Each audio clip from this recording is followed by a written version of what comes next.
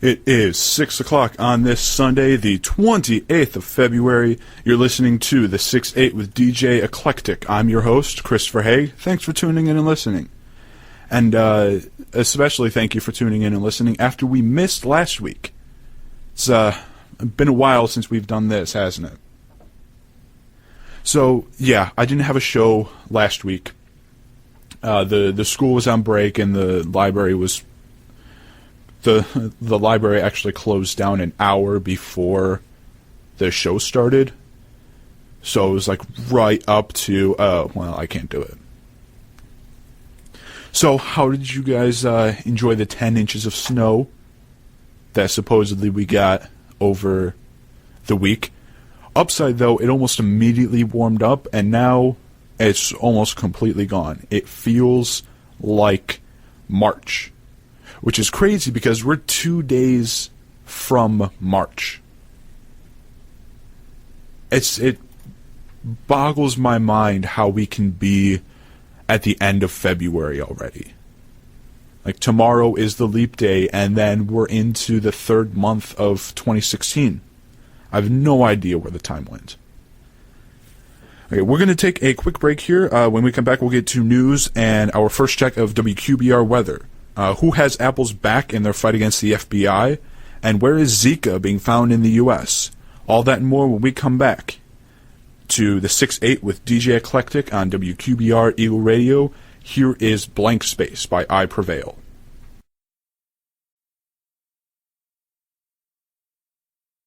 There you go. That was Bad Blood by Anthony Vincent and I Knew You Were Trouble by We Came as Romans. And if you happen to recognize those lyrics as Taylor Swift lyrics, first, good on you. B, let me explain. So the only way that Taylor Swift as a top 40 artist is going to appear on the show is by covers. If you remember my first or second show when I explained the eclectic part of the show title, it's music that's kind of all over the place in terms of genre, style, mood, rhythm, but none of them are, a top 40 artists. You don't hear them blasted all over the radio every day. And Taylor Swift is one of those artists, which is why all three of those songs were covers of her songs, but by, people normally you would never hear on the radio. Alright, you are listening to the 6-8 with DJ Eclectic. Let's jump right into the news with Apple versus the FBI. I'm sure if you were anywhere on any news site or in front of a TV on a news channel or had a newspaper at all over the past week or two, you've seen this story. So the FBI is asking Apple to write code that would allow them to bypass the passcode on the iPhone of one of the San Bernardino shooters. The FBI is doing this because it's classified as a terrorist act, and that's why the FBI is acting on it. Apple refused, so the FBI got a court order. Apple refused that and is now appealing it, as they should, but we'll get to that in a moment. So since Apple decided to defy the FBI and the court order, and then to appeal the court order publicly, a lot of people have picked sides. The one notable one who has taken the side of the FBI is actually Bill Gates, which I wasn't expecting, and this came way out of left field. He says that this issue isn't as black and white, and that's why he's not siding with Apple on this. He says that Congress and the courts must help to strike an appropriate balance between security and privacy. And so he's on the side of the FBI to kind of find this balance. But people like Mark Zuckerberg, various celebrities have come out on Apple's side. And Apple's big defense is, well, aside from the obvious, this could not work. This could easily not work. We have no idea if a code like this, a program like this, is even possible to make. Second, we don't know if they get this code to work, we don't know whether it could be made into a one-off, or if it would just be this permanent thing that's always there for you to use. Third, the FBI has said that in addition to the San Bernardino shooter's phone, they're looking at 12 other phones that they would need to get by the passcodes to get into. And so they're looking to, once they get the San Bernardino shooter's phone unlocked, they're looking to do the same for these 12 other phones. But that wasn't really a big public issue until a few days ago, and it hasn't really blown up yet. But yeah, so the two big things are, is this possible? And B, is it possible to make it a one-off, or would the FBI have the ability to do this whenever, wherever they want to, whoever they want, for whatever reason?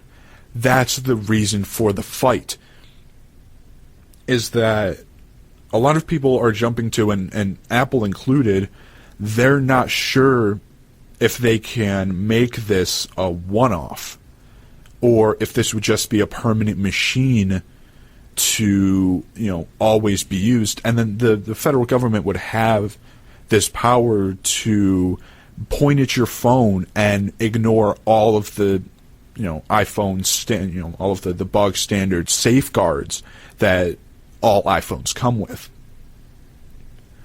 Apple is quoted as saying, "Nothing in federal law allows the courts, at the request of prosecutors, to coercively deputize Apple and other companies to serve as a permanent arm of the government's forensic lab."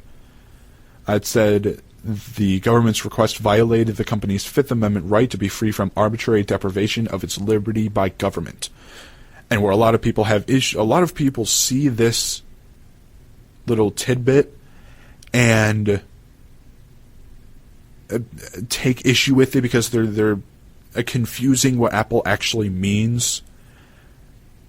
They're absolutely right in saying that they're violating the company's Fifth Amendment right to be free from arbitrary deprivation of its liberty by government. That's the definition of the Fifth Amendment. That's not the issue. A lot of people are saying, okay, well, you have the phone of a terrorist who went on a mass shooting and killed people. And you're saying, no, we're not going to let the federal government, who is still very much interested in the case, get into the phone because, your Fifth Amendment. Recently, a lot of people have issues with amendments and, constitutional liberties. It's really weird. It's all a lot of mixed wording. A lot of people misunderstanding what's actually going on. Apple has also said that the court's request violated its First Amendment right to free speech, arguing that writing code is protected speech under the Constitution. When Apple designed iOS 8, it wrote code that announced the value it placed on data security and the privacy of citizens by omitting a backdoor. And what this would do is it's bypassing every single security measure you could possibly put on your phone. That's what this backdoor would do. So, okay, so you obviously know my opinion. I am on the side of Apple. I don't think it's actually possible to write a code, because nobody knows if it's possible or not. B, I'm also not quite sure if they can make it a one-off code, because the way it would work is they would have to write a code and then push it to the iPhone the way they push any software update. That's how, you go from iOS 6 to iOS 7 to iOS 9, iOS a million, because iPhones are never going to die. But they write code and then they push it out publicly to every iOS device. That's what they would do with this code. They'd publicly push the code to the phone that would disable the security. And the security on the phone is that if you enter the wrong passcode 10 times, it's actually pretty standard for iPhones. And iPods too, I think. If you enter the passcode wrong 10 times, it erases everything on the phone. That's what the FBI is worried about. It's not that they can't crack the passcode, it's that they don't want to take the risk of losing what could possibly be on the phone. And another one of Apple's big points is they want the government wants to compel Apple to create a crippled and insecure product, which goes against everything that Apple has done. You know that by just looking at the amount of the security that your iPhone has.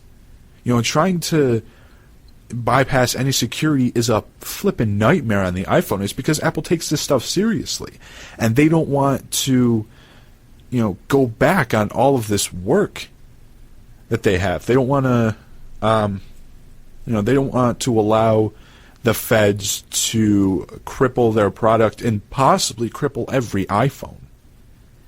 And they've gone on record as saying, this is from CNN, one of Apple's lawyers says if we lose the case, it will lead to a police state. Now, while a lot of people think this is kind of exaggeration, think about it. So, Apple loses the case. The FBI forces them to write code to cripple the shooter's iPhone, to bypass all security on an iPhone, and allow the FBI total unabated access to the phone and all of its contents, no matter what safeguards Apple puts in the way. Then let's say they can't make it into a... So we're assuming that they can make it, but we're also assuming that they can't make it just single use. That now this thing is out there and the FBI has the ability to use it as many times as they want. This could open up every single iPhone in any country, anywhere, and especially in the U.S., where privacy and the NSA ridiculousness about listening into every call is not helping the FBI, honestly. Ted Olson warned of a government with limitless powers that could listen to your conversations.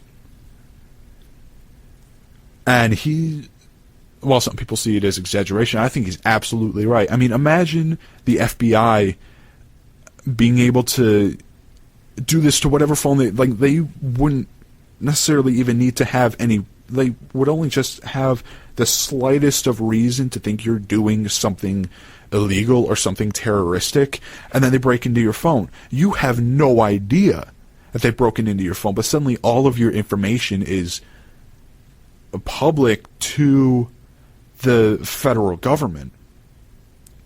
Olson also said Apple is being asked to put an Achilles heel on the iPhone. The phone security is the reason why many, many people have bought the phone. That's absolutely right. It was a chart that came out, a study between iPhones and Android phones, and iPhone security is way up there by default. There are safeguards that you can put on an Android phone, but they don't come standard. Apple has put its security and the privacy of its users so high up there that this is really like just going, not just on the Fifth Amendment, but the First Amendment, but this is crippling the entire company. This goes against everything that the company has built up in nearly a decade. I mean, the iPhone came out in 2007. They've gone a decade without issues, building up this empire, and now the FBI wants them to make a backdoor that they can use to break into a phone and do whatever they want with the information. Now, I have no idea what's on the phone. It might have some useful information. It might help them stop other terrorist attacks, find people who were talking to the Bernardino shooter, and, find other niche groups of people in the U.S. I'm not saying that it's not good for the FBI to have that information. I'm just saying it's not good for them to break a phone to do it, to go back on 2 amendments and a decade's worth of company security to do it. So yeah, it'll be interesting to see how the case plays out, but as of right now, I believe the first hearing is mid-March, I believe, and then it'll be public and it's going to be a mess, but I do hope that Apple comes out on top. Okay, speaking of people freaking out, the Zika virus it has been around forever. The U.S. public is, kind of just now catching wind of it and freaking out.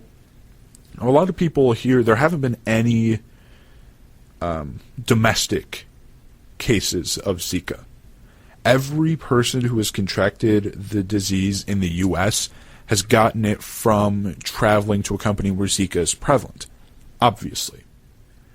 But there have been a few more cases announced confirmed in the U.S., 3 in Florida, and they're all pregnant women, and that's, a lot of people are concerned because Zika virus, while it may not seem super damaging to the person who contracts it, if they're pregnant or become pregnant, it could lead to massive birth defects. So all 3 of these brand new cases in Florida are all pregnant women. That makes it 32 cases total in Florida. The leader is Miami County in Florida with 11 cases. Now, like I said, none of these are domestic cases. It's all from traveling. So long as you have, some common sense and avoid countries where Zika is prevalent as much as you can, you're going to be fine. All of these have been gotten overseas. The one in Texas, where people really started to freak out, it was like Ebola all over again. But the first case in Texas was contracted overseas and then brought back. The first case of Zika virus in Michigan, in Ingham County, was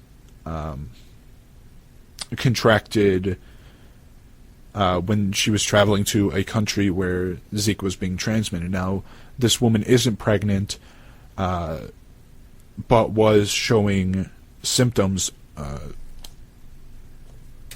consistent with the Zika virus very shortly after arriving back in the States and getting back to Michigan. But all of these cases are gotten overseas. So while it is a big problem, like I say, it could be a debilitating disease for anybody who's pregnant now or becomes pregnant after contracting the disease. But, so long as you have common sense about where you're traveling, when you're traveling, what you pack when you're traveling, you're going to be absolutely fine. There's no real reason to freak out right now. And I know 99% of the public is going to take that sentence with a grain of salt and freak out anyway, because any foreign disease that comes to the U.S. is a global disaster. I'm not saying awareness is bad, just, there are a lot of people blowing this way out of proportion, and, I've seen people wanting, total 100% quarantine status for anybody who contracts the disease, no matter where they got it. And like I said, none of these have been gotten in the States. So while there are people in the States who have it, it's not been spread here yet. It's all just isolated people. Obviously, if you're going to a place with warmer climates, areas where Zika virus is present, they have that kind of information online. If you're pregnant, don't go. If you are going to go, take as many precautions as you can to prevent mosquito bites, and you're going to be 100% fine. All right, on to the first check of WQBR weather. After the enormous snowstorm last week and the almost immediate warm-up, we're looking at kind of a mixed bag as far as warm and cold. Right now we're sitting at a pretty 57 degrees. It is gorgeous outside, absolutely gorgeous. A lot of people in, t-shirts and shorts, just light jackets. Tomorrow we're looking at a high of 43 and a low of 32. Tuesday is 50% snow, 50% chance of snow, high of 32, low of 28. That's supposed to be the biggest amount of snow through the entire week. Then we immediately get mostly sunny with a 40% chance of snow, high of 31, low of 19 on Wednesday. Thursday has scattered snow showers, high of 29, low of 18. Friday, Saturday, and Sunday are all partly cloudy, highs in the 30s. Friday we drop down to the teens for a low. Saturday and Sunday kind of float around in the 20s. Saturday and Sunday, there's also a 30% chance of snow for both of those days. All right, we're going to take another break. When we come back, which celebrity is absolutely losing his mind, and what is President Obama trying to do as his term winds down? All that and more when we come back. You're listening to the 6-8 with DJ Eclectic here on WQBR Eagle Radio. And I know that the only way to cheer you guys up after that abysmal weather report is to get up and dance. Here is Chobo's Bang Bang Bang.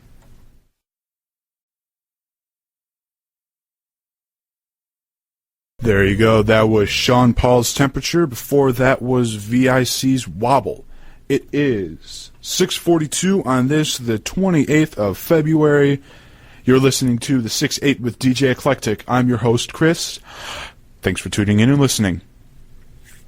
All right, so we got another celebrity losing his mind again. If you've been following social media or any, I don't want to say worthless news site, but any TMZ-style news site, Kanye West is slowly losing his grip on any tangible reality. This time, he turned his sights on Bob Ezrin, the producer for, he's done Alice Cooper's Billion Dollar Babies album. He was producer for Kiss's Destroyer and Pink Floyd's The Wall. And Kanye is trying to do what Kanye does and just build him up as the most proficient artist in the industry. And, you know, oh, he's not relevant anymore. What has he ever done? And it's just, you see this and it's like, how, you got to wonder, how does any human in the 21st century slip this far from reality? You know, his tweets include, I'm tired of old people that have no connection with anything trying to comment on music. Do something relevant. Please don't speak on me, bro, ever again. Your kids are ashamed of their dad. Sorry for speaking about kids, but could you imagine if you were Bob Ezrin's kids? Bob, please never speak in public again. You are everything that is wrong with the old guard. And, yeah, it's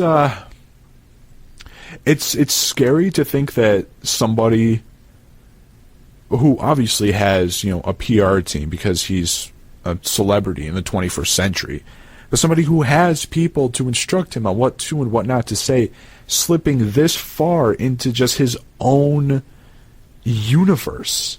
It's like, it's so obvious he's not in any sort of earthly reality. He hasn't been. I mean, he claimed that he was $53 million in debt and tried to get Zuckerberg to fund his ideas, which, if you guys can find a picture of that, it's actually disappointingly funny. He's duked it out with Wiz Khalifa, where his ex, the porn star Amber Rose, jumped in and kind of slammed him to the ground. He said things like, oh, I'm the most proficient artist. You know, all of his promotion with Beyonce, you know, claimed that Beck needed to respect Beyonce. You know, who is he to take this award from her? And he was about to crash him on the stage again, like he did Taylor Swift at the VMAs. And it's just crazy to see somebody just slips out. Because, I mean, Kanye West is decent enough. You know, Stronger was enjoyable.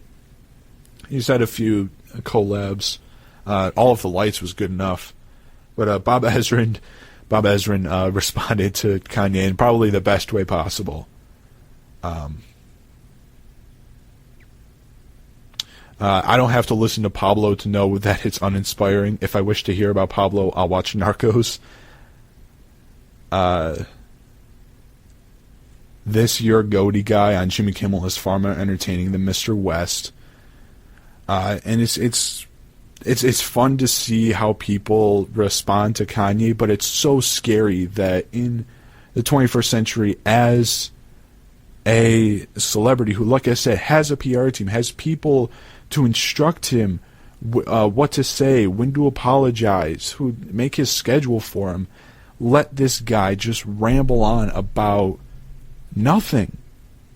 I mean, this was a while ago, but he got on somebody about building a school. Oh, this was during his $53 million in debt fiasco, which absolutely not. Oh, $53 million in personal debt, and he tried to get people to fund his idea so he didn't have to put up his own money. But during that whole meltdown, he was commenting on people who were like building schools out in Africa.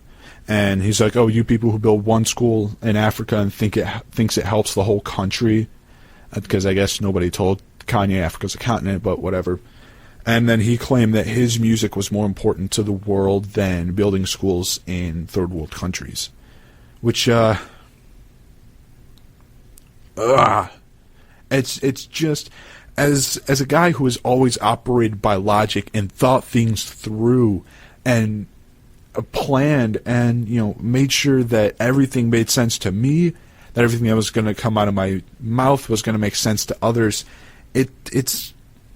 I'm cringing right now in this story because it's just such an opposing force. Somebody like Kanye, who was, made famous by not necessarily fantastic music, but music that was fun to listen to. And then he married into the rich for no reason family of the Kardashians, and he's just losing his slip on reality. This was a couple days ago. This was the 24th. He had a series of tweets. Hi Grammys, this is the most important living artist talking. If I'm not at the show next year, then there is no show. Neil, please reach out as soon as possible so we can make the Grammys culturally relevant again. Neil is Neil Portnow, the head of Recording Academy. And they said, I'm happy and free and proud and confident. I'm not crazy. I'm free. And apparently he has another album coming this summer, which, if it's anything like his last one, it's going to be quite the meltdown when he tries to push the album and realize nobody's going to buy it, like a Life of Pablo. But yeah, so that's the celebrity losing his mind story for the week. And from celebrities who really don't deserve to be talked about, we have a president who nobody wants to talk about anymore. We have President Obama. As the election draws nearer and nearer, we start to realize that Obama is going to be out of office soon, and half the people are cheering, half the people are, want him to stay, or they want another Democrat in office. And he is coming up with a plan, and I see this as Obama's attempt to kind of like go down swinging. He has come up with a plan to close Guantanamo Bay, which has been a problem since he was elected into office. I mean, that's how long people have been talking about this. Nearly a decade people have been talking about how Obama said he was going to close Guantanamo, and now in February of 2016 he's coming up with a plan. So I'm going to explain what his plan is and why it's not going to work. So his plan is there are 91 prisoners still detained at Guantanamo Bay, all indefinitely.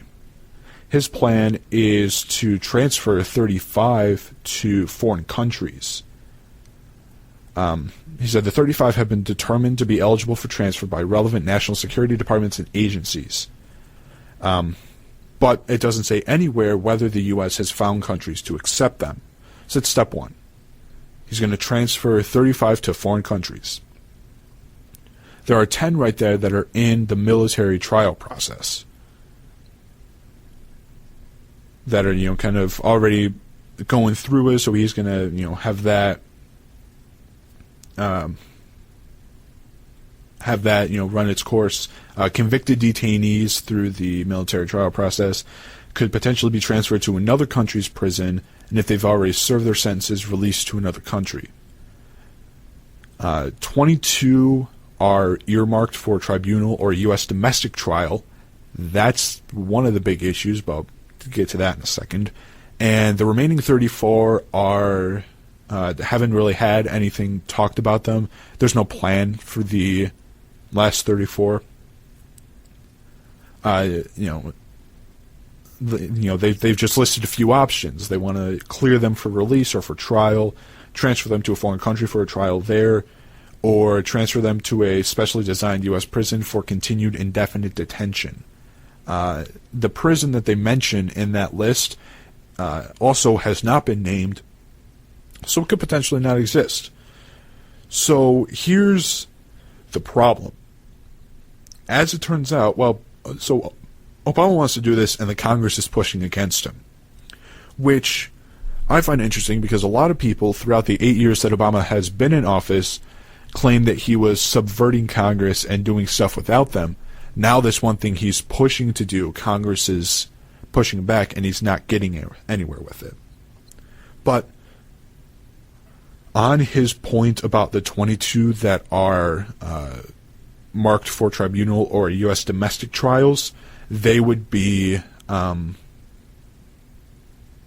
tried, and they believe that they can be tried and convicted successfully in civil court, which is actually illegal, as it turns out. It is against the law to bring them onto U.S. soil, hold them on U.S. soil, put them in a court on U.S. soil. That's the really the fatal flaw in President Obama's plan to deal with this.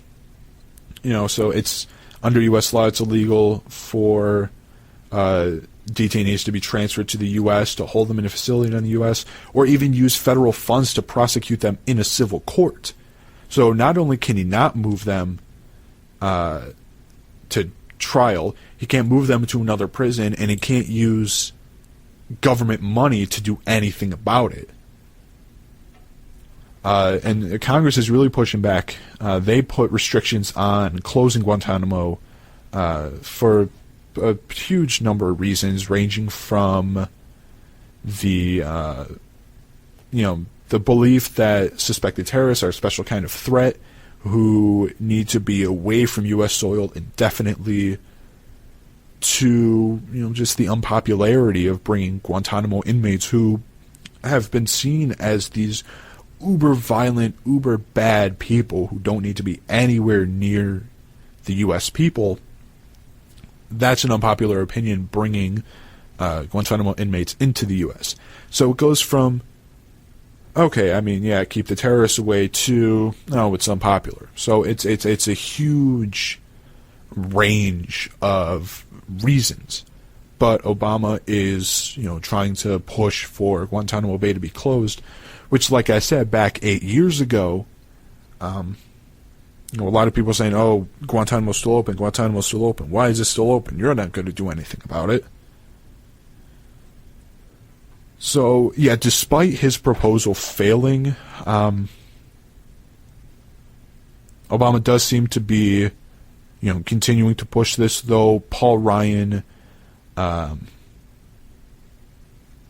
said that Paul Ryan, Speaker of the House, has come out publicly and said that Obama hasn't tried to change his plan at all, that he hasn't convinced anybody that moving detainees to our homeland is a good idea.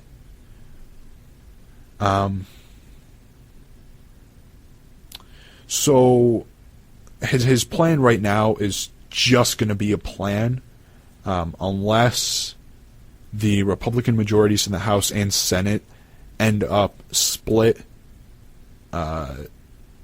between Paul Ryan and Obama, or if the administration finds some action to get around the need for new laws, because we all know how long laws take to get written and get executed.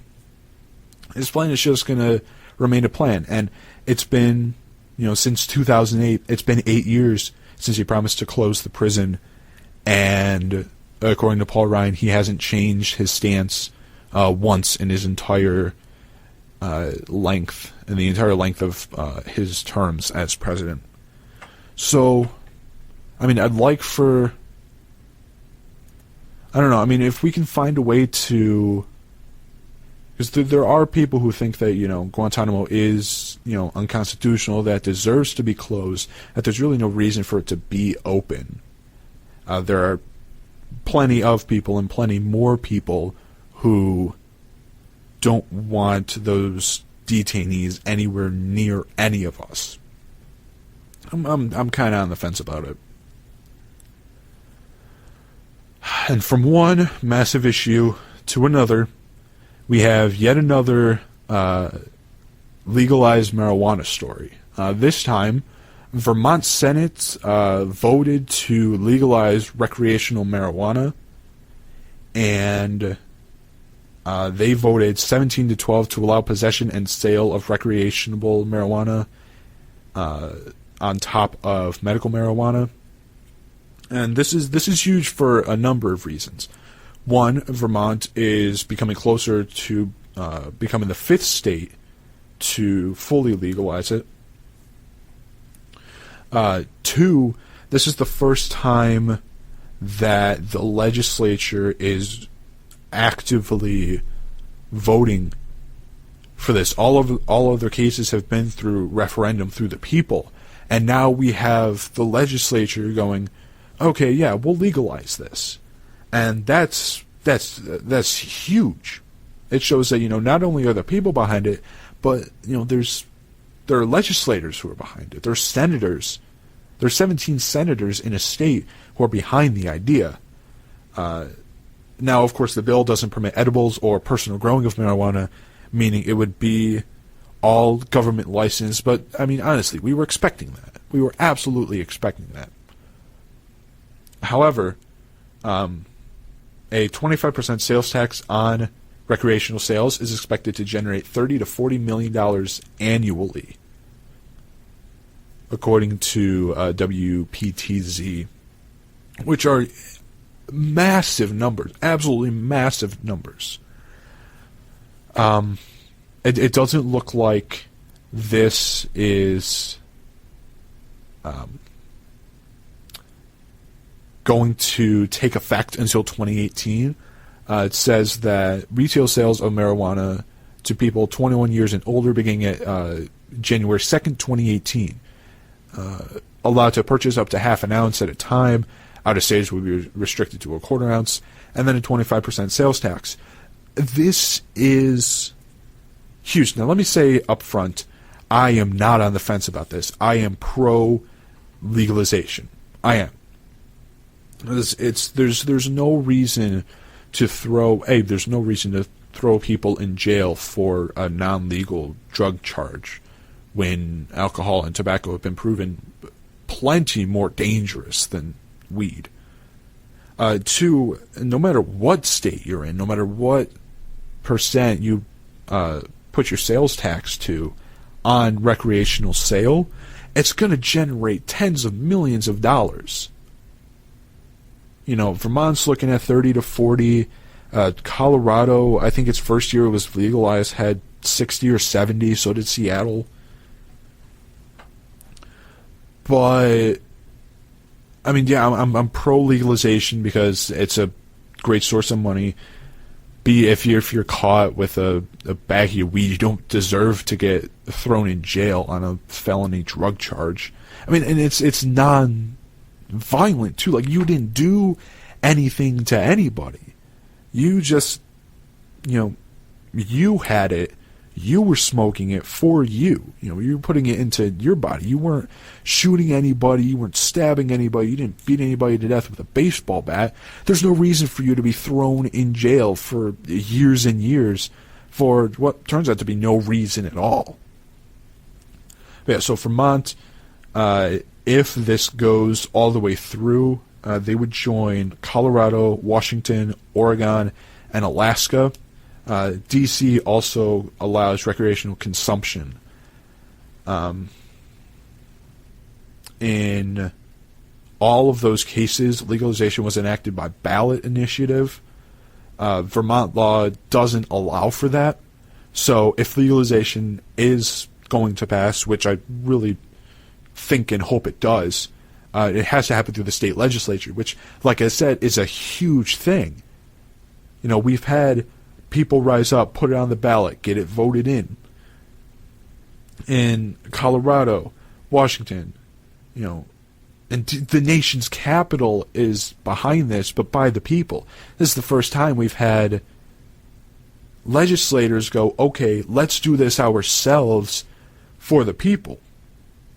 And Vermont becoming more and more progressive. In 2009, they became the first state to legalize same-sex marriage, and that was done solely via the legislature rather than court rulings, which is how it happened through most of the country. The Supreme Court came down, and the states followed it. Not without issue, though. Kim Davis, I hope I never have to talk about you again. But, yeah, Vermont's on the brink of just an absolutely massive feat. And I really do hope that they go through with this. Governor Peter Shumlin promised to sign the measure, hailing it as an end to the failed policy of prohibition in Vermont. So this is huge. This is massive. This is an absolutely 100%, beyond a doubt, positive thing for Vermont, for any state in the country to do. We're one step closer to, every state in the country going ahead and signing this, making this action reality. And I hope they do. 'Cause I'm behind it. I know plenty of people who are behind it, and there's no real reason to be against it when we have, tobacco and, when we have booze and cigs that are fully legal, and a lot of bad things happen to a lot of good people because of those two. All right, we have first check of sports, kind of a mixed bag. Eastern Michigan basketball dropped hard to Ball State, 79-115. We dropped to 15-14 overall. We're at fourth in the MAC West with a 7-9 record.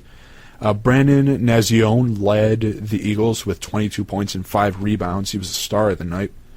Next game is Tuesday night at 7 p.m. It's a home game against Northern Illinois at the Convocation Center. So all of you students listening, go ahead and get your tickets. It is a home game. The Red Wings, we beat up the Avalanche 5-3. We're at the fourth in the Atlantic Division. This came after losing the alumni game the night before. Next game is tomorrow night, 8:30, against the Stars in Dallas. And the Pistons, they beat the Bucks 102-91. We are at ninth in the Eastern Conference. Reggie Jackson led the team with 22 points. Andre Drummond had 17 rebounds. Next game is Wednesday night at 8 against the Spurs in San Antonio. And currently in our game against the Toronto Raptors, we are up 48-45 with 2 minutes left in the second quarter. So, great for fans of Detroit sports, but, it could be a lot better for Eastern, and, hopefully we can manage to beat NIU when they come to us. Remember, that game is Tuesday night at 7 at the Convocation Center. So go ahead and get your tickets. We're doing good enough where it's worth buying tickets. There have been a few points, especially with the football team, where it's like, I'm not going to buy it. I'm not going to go see the game. I'll just hear about it later, read it in the paper, or see it online, or what have you. Our basketball team is, doing good enough right now to, warrant buying a ticket to see the game.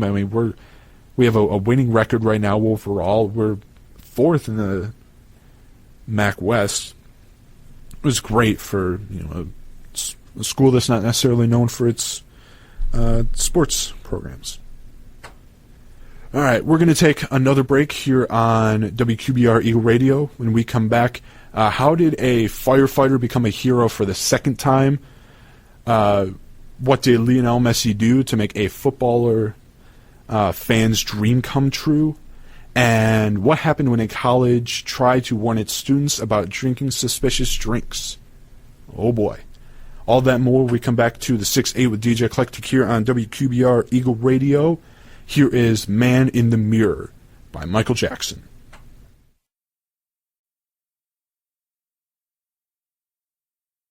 There you go. That was Aha by Pentatonics. Before that was Danger by BTS. It is currently 7:19 here on this Sunday, the 28th of February. You're listening to the 6-8 with DJ Eclectic. I'm your host, Chris. Thank you for tuning in and listening. So yeah, 28th of February. We are 2 days from March. March means warmer weather, hopefully. It'd be nice. Sick of the snow. Alright, so we got some news along with the last check of weather for you. And we're going to start off with quite a doozy. Here's what happened when the Claremont University Consortium decided to warn its students about drinking suspicious drinks, which is 2016. Everyone knows that is common sense. You know, you watch your drink. If you turn your back for any amount of time, you get a new one. You don't go back to that drink. But this college was accused of blaming rape victims because it warned students about suspicious drinks. And who's the group of people that the college actually offended? So I can hear it in the distance. Oh yeah, college 21st century feminists. Complaining that the college was not only blaming rape victims, but promoting rape culture by deciding to warn its students about drinking suspicious drinks. Said it was a doozy. Nobody ever said it wasn't obvious. So, here we go. The lesson, the warning was very, very straightforward. You know, it was sent out in an email. It was just a general warning. This was sent out by the college dean, alerting them to an alleged scourge of date rape drugging incidents. Which, okay, if something happens near a university, doesn't matter where it is, doesn't matter what it is, everyone's going to get an email. Eastern does it. If there's, any sort of assault anywhere near campus or on campus, you get an email within 24 hours. That's basic. You're expecting it. But this one just happened to deal with date rape drugging incidents, which horrendous. I'm not trying to downplay it at all. Anyone who would stoop that low is scum of the earth and doesn't deserve the liberties that us normal good people do. I'm not going to go into what they deserve. I'd probably get kicked off the air for it. But one student, Kay Calloway, wrote in a statement on Facebook, because where else do you post it, said that the email was disgusting and unacceptable. She wrote, and I quote, "This is rape culture. By no stretch of the imagination is it the fault of the drug students that our campus is made unsafe." End quote. Let me stop this right here. The email was an alert to make sure people knew what was going on, and it just happened to be about date rape drugs. The student, Kay, decided that this was promoting rape culture by warning her, and that it was putting blame on the drug students by warning them not to get drugged. You can understand why I'm kind of confused here.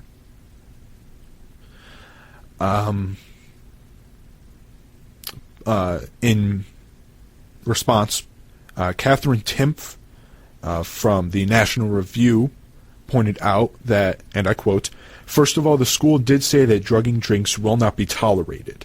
Second of all, and you think this would be obvious, everybody already knows that drugging drinks is bad. People who drug drinks don't do it because they don't know it's wrong. They do it because they are the kind of people who don't care that it's wrong.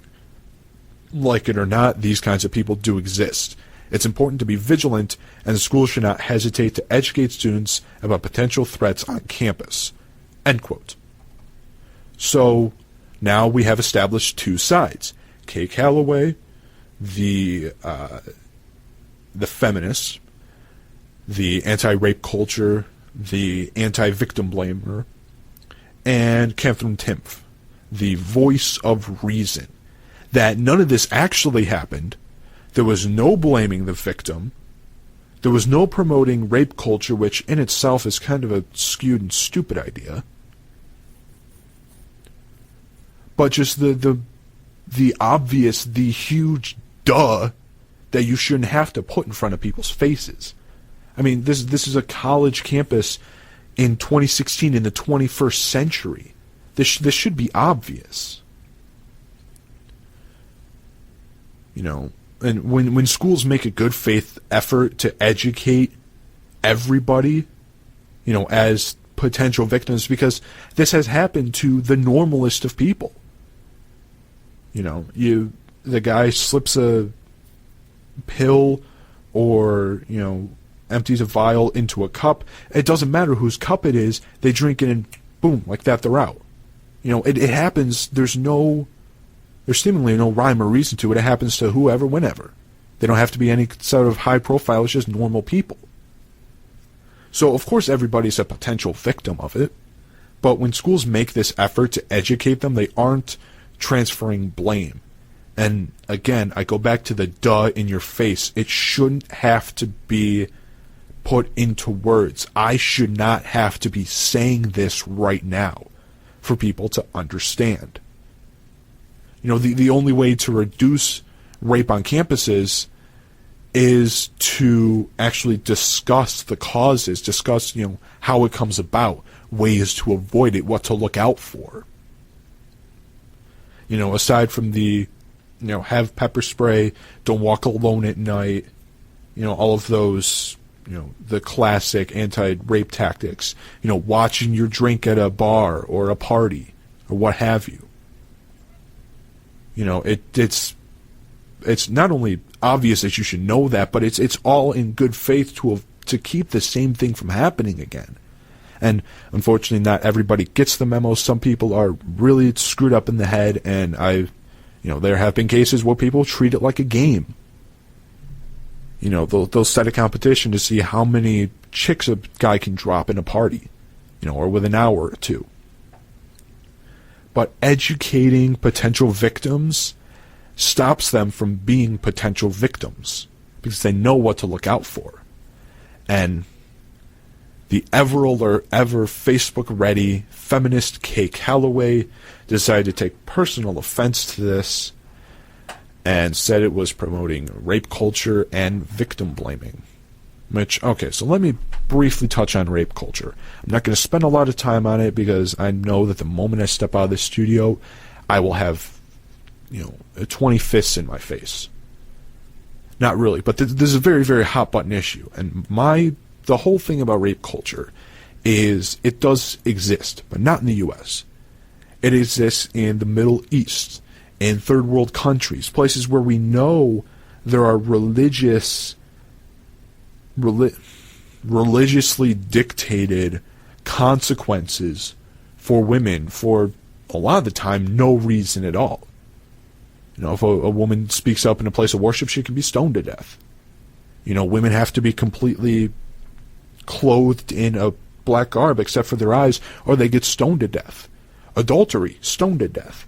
You know, rape culture does exist, but not in the U.S. Why not in the U.S.? Because we label people as rapists. If they ever get out of prison, they could get put on a sex offender registry, where they lose their jobs, they lose their family, they can lose their house because they lost their job.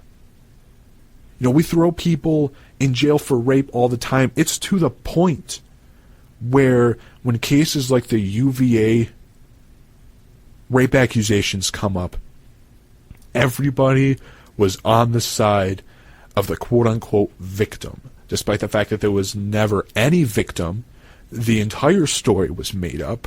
We are so anti-rape in the U.S. that we were on the side of this victim. You know, we were 100% against the UVA rapists, and then it comes out that the whole thing was faked, and we were all so dumbfounded. as to how somebody can make it up and how we couldn't see through it. We all jumped on the side of the victim.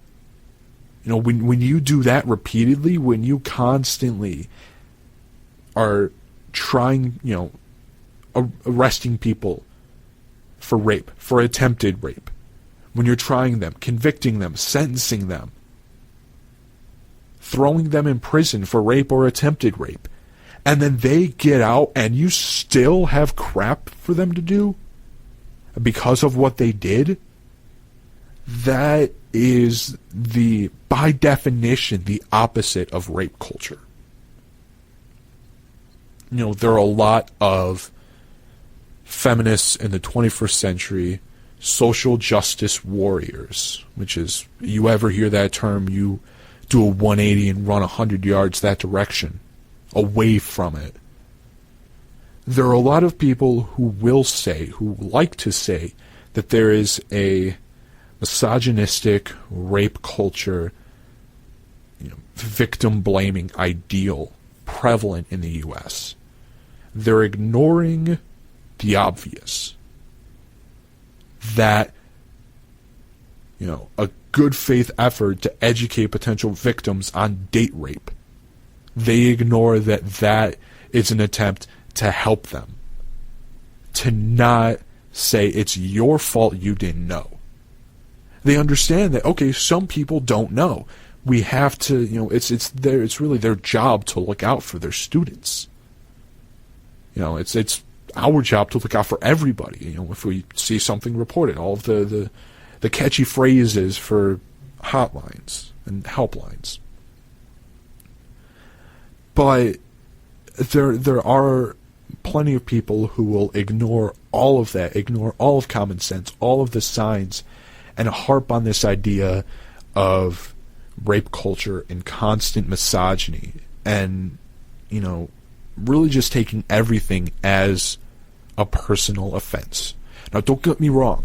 I'm not saying that when there is some semblance of rape culture, that people pointing that out is bad. That's not what I'm saying. What I am saying is that when it doesn't exist, it doesn't exist. And in the U.S., with all of the laws we have in place, all of the safeguards, all of the consequences for people who decide to break those laws and bypass the safeguards and rape somebody or attempt to rape somebody, with all that we have in place, there is no rape culture, because if there was, none of it would exist. You know, there wouldn't be a single person in prison for rape. No one on the sex offender registry would be on there for rape. You know, rape would be so much more prevalent and so much more popularly and publicly acceptable. But we have all of these things in place to make sure that that doesn't happen. And in the case of Claremont University, all they tried to do was help their students to not get raped. And almost as if on cue, we have somebody calling offense, calling it rape culture, and really just waving, you know, and kissing goodbye to their common sense.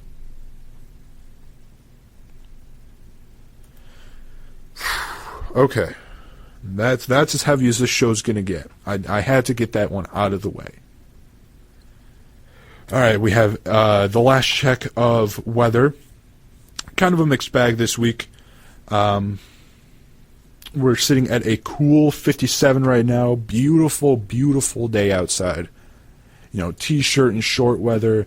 If you want to put a jacket on because of the wind, because, you know, it does whip out a whole lot, but it's not like a cold wind. It's more like a spring, summer breeze kind of wind.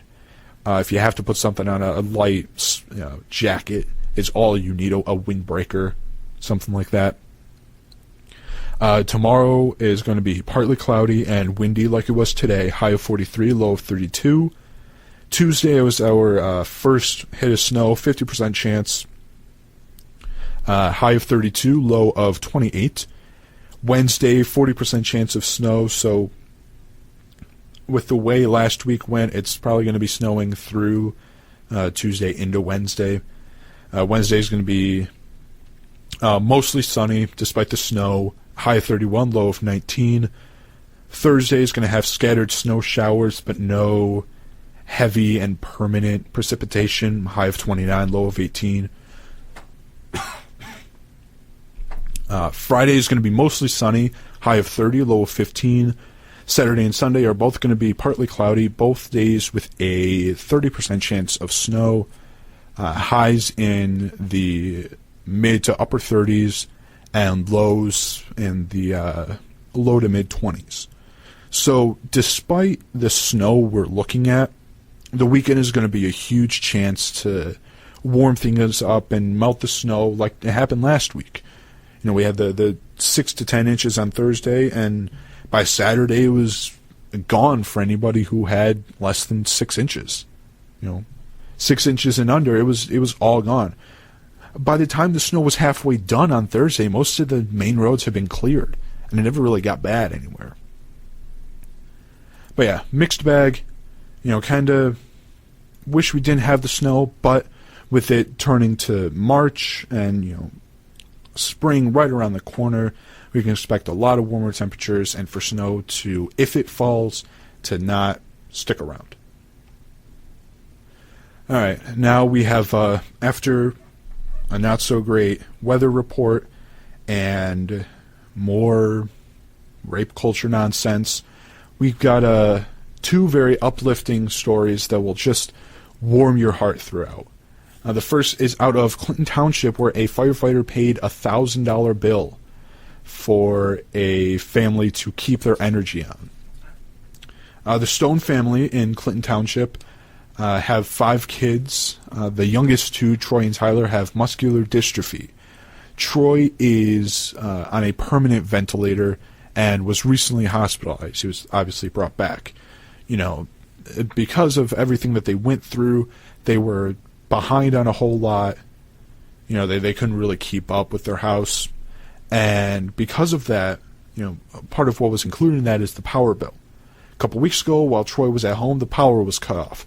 Now, they do have a medical waiver to either bypass or lessen the bills, but they forgot to sign one of the forms in the waiver.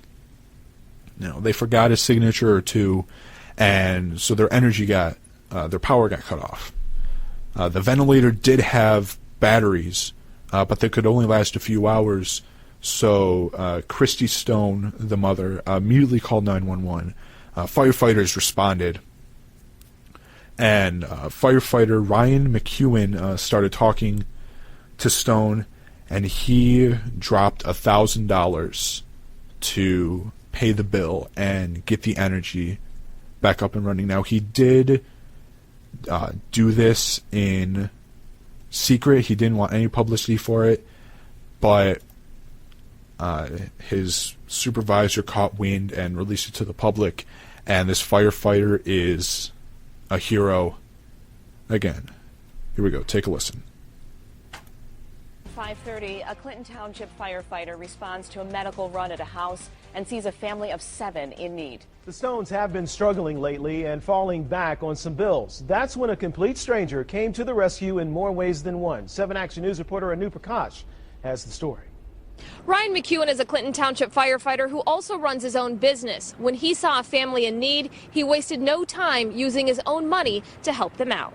Oh yeah, we've been going through a lot. Christy Stone knows what it's like to struggle. She and her husband have 5 kids. The youngest 2, Tyler and Troy, both have muscular dystrophy. Troy must stay on a ventilator and was recently hospitalized. With him being in the hospital and stuff, and my husband was working and they garnished his wages and had to get off work early, so come pick me up to go visit him for 7 weeks, so we got behind on a lot of stuff. And that included the power bill. A couple of weeks ago, while Troy was back at home, the power was cut off. Stone had to call 911. Even though she has batteries for the ventilator, they don't last long. The batteries only last a few hours on both of them. Clinton Township firefighters responded. Firefighter Ryan McEwen started talking to Stone and found out the power had been shut off because the family had a $1,000 bill that needed to be paid. Hearing that was all it took. Like to take care of it. Took a picture of her bill, and then so we had, we took him to the hospital. We had to just to get him set up, and then so I just called DTE. My first reaction was to give him a hug and say thank you. And soon the power was back on. It got Troy home because he couldn't come home without power. So yeah, it meant a lot, so much. A few days later, Stone stopped by the fire department with a card and cookies for McEwen. And we were there today as he stopped by for another hug and to give Clinton Township Fire Department t-shirts to Tyler and Troy. McEwen says deciding to pay that bill was a no-brainer. You just have to see what we saw, and you have to want to help this, right? Stone says Troy is a huge fan of the Red Wings and Lions. He's met many of them. And now this 18-year-old has another hero to look up to. We can make it a little bit better. That's all we're trying to do. McEwen says he hopes this story will inspire all of us to do what we can to help others. As for the Stones, they are trying to raise money for a generator. If you would like to help out, we have the information on our website, WXYZ.com. Anu Prakash, 7 Action News. So touching to see and not surprising. So yeah, absolutely just selfless and generous act, dropping $1,000 at in the blink of an eye. You heard all he needed to do was see the bill and he was on it immediately. And a Clinton Township hero gets hero status twice. And the heartwarming doesn't stop there. We move on to a Lionel Messi story. This one, I'm sure a lot of you have picked up on social media. This has been kind of all over the place recently, and it only just made CNN with Messi. So there was a Murtaza Ahmadi found in Afghanistan, was given 2 autographed shirts and a signed football from Lionel Messi after pictures of him wearing a striped plastic bag with Messi's name and number on it. He's been a huge Messi fan apparently for years. He idolized the guy and wanted so badly to have his own jersey. And there were pictures where he tried to get one but had to settle with a plastic bag that actually his brother made and wrote on it in marker Messi 10. And social media, you know how social media is. It takes a picture that it thinks is awesome and it blows up. And UNICEF found it, the United Nations Children Fund, and got Messi to give 2 shirts and a signed football. Messi wasn't able to be there, but the shirts were delivered by UNICEF and pictures were taken immediately, and I've never seen a kid happier than this Afghani kid. And you can still find the pictures with the plastic bag. Lionel Messi did tweet one of the pictures with the caption, "A kid in Iraq, broken heart." And this is what really sparked UNICEF to find it, because Messi found it and publicly responded to it. He tried a few months ago to get a shirt. He and his family both tried immensely hard to get him a jersey. And he, after it was found impossible to get him the shirt, he's been living in a poor village far from the city, and it was impossible to get him the shirt. he was just crying for days, days on end, asking for the shirt. Like I said, he idolized Lionel Messi, and it took his brother to get a plastic bag, and this was all he could do to make his brother happy. He made a shirt out of a plastic bag, gave it to him, wrote Messi on it, and the Murtaza stopped crying immediately. He put it on, he started playing, and he stopped crying. That's when Messi found the picture, tweeted it out, and Messi tweeted it, then UNICEF found it, and now he's the proud owner of 2 Messi's jerseys, both signed, and a signed football as well. Another absolutely heartwarming story to combat just all of the crap in the news. Just UNICEF being UNICEF. After 10 years, they've helped more than 1 million children. They just recently increased their annual. Barcelona increased its annual contribution from 1.5 to 2 million euros to help UNICEF. Yeah, I mean, just the 2 perfect stories to combat the college campus crap. We see that despite everything, there are still good people in the world, and there's still people who will go out of their way to help those in need. All right, got one more check of news for you guys. Kind of a mixed bag, much like the weather. Eastern Michigan basketball team dropped their game hard against Ball State, losing 79 to 115, dropped to 15-14 overall. We're sitting at 4th in the MAC West with a 7-9 record. Brandon Nazione led the Eagles with 22 points and 5 rebounds, the star of the night. The next game is against Northern Illinois University at the Convocation Center Tuesday night at 7.